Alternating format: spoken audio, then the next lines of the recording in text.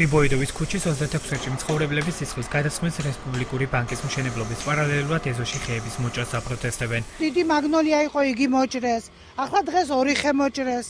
და მიადგენ და აგენ ყველა ჭრიან და ვინმეცა მაგათ ნაძვი იყოს კაცო და ჰაერს მოისუთხავენ ბავშვები. შპს ჰემა 2012 ხის მოჭრის ნებართვა ბათუმის მერიის კეთილმოწყობის სამსახურისგან 2012 წელს აქვს მიღებული.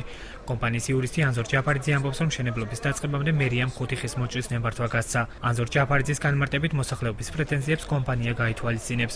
ხეების გაჩეხვის მასიურ ფაქტს ადგილი არ ქონია. ეს არის ჩვენს მიერ ადრე ჯერ კიდევ საპროექტო პროექტის მიღებისას მიმართვა გაკეთებული ქალაქის მერიის შესაბამის სამსახურებთან, კერძოდ კეთილმოწყობის სამსახურთან, რომლისგანაც მიღებული გვაქვს ჩვენ მათი შესწავლის შედეგად ნებართვა.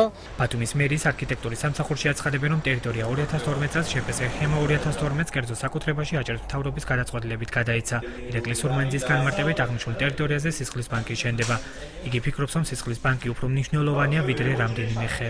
გასხვისებული იქნა აჭარის ავტონომიური რესპუბლიკის მიერ და გასხვისების ძირითადი მოტივი იყო ის გარემოება, რომ აღნიშნულ ტერიტორიაზე ქალაქის და ქვეყნის საჭიროებისათვის უნდა მომხდარიყო სისხლის გადასხმის ცენტრის მშენებლობა. მე ვფიქრობ, ეს უფრო გაცილებით უფრო მნიშვნელოვანი პროექტია, ვიდრე ის, რის შესახებაც ჩვენ შესაძლოა ვისაუბროთ. ბათუმის მერიის ტექნიკური ზედამხედველობის განყოფილების მთავარი სპეციალისტის განცხადებით, მშენებლობის დასრულების შემდეგ ხის მოჭრის ფაქტი შესაძლოა კანონდარღვევაში ჩაითვალოს. განცხადება ჰქონდათ შარშან დაწერილი. ჩვენ შარშან მივეცით განმარტება მაგის შესახებ. ხო და ერთი წელი გევიდა და მერეა მოჭრილი ხეები და ჩვენთან არავის არ მოუმართია. ანუ ეხლა არაკანონიერად მოხდა.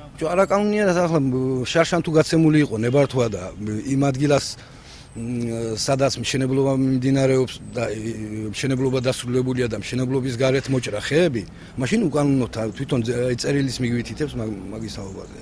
ხვალე მივალდა ჯერ ამოვიღებს სიტუაციურ გეგმას. მათი საკუთრება თუ არის მიწა და სადაა ეს ხეები განლაგებული, რომელიც ახლა იჭრება. დარღვევის შემთხვევაში ზედამხედველობის სამსახური მიიღებს ალბათ სათანადო ზომებს. საქართველოს პარლამენტის გარემოსა და ბუნებრივი რესურსების დაცვის კომიტეტის თავმჯდომარე გიორგი ცაგარეშვილი აცხადებს, რომ ქალაქის ტერიტორიაზე არსებული ნარგავების დაცვას საკრებულოს შესაბამისი დადგენილება უნდა განსაზღვრავდეს. ასევე აცხადებს, რომ ნარგავების დაცვის პასუხისმგებლობა თანაბრად უნდა გადანაწილდეს, როგორც სახელმწიფო, ასე კერძო საკუთრებაში არსებული ხეების შემთხვევაში. ჩვენ სამწუხაროდ თბილისიც არის უდიდესი პრობლემები ამასთან დაკავშირებით, იცით, თქვენ მასობრივად მიმდინარეობს დღეს არის ფოტოშორის ქალაქში რეკრეაციული ზონების განადგურება და ეს არის ფრიად სამწუხარო პრაქტიკა, რომელიც გადამდებია რეგიონებისთვისაც. მე ვფიქრობ, პირველ რიგში ახალი პრობლემა თვითმმართველობაში და მმართველობაში. ჩვენ განსაკუთრებული კომპეტენცია გარემოს დაცვის კუთხით უნდა მივანიჭოთ თვითმმართველ ერთეულებს და ვასწავლოთ ადამიანებს გარემოსთან მოპყრობა პირველ რიგში თვითმმართველობაში და მმართველობაში. ფრიბოიდოვის ქუჩის 26-ში მცხოვრებლების განმარტებით, თუ ხეების გაჩეხვა ისევ გაგრძელდა, ისინი პროტესტის უკიდურეს ზომებს მიმართავენ.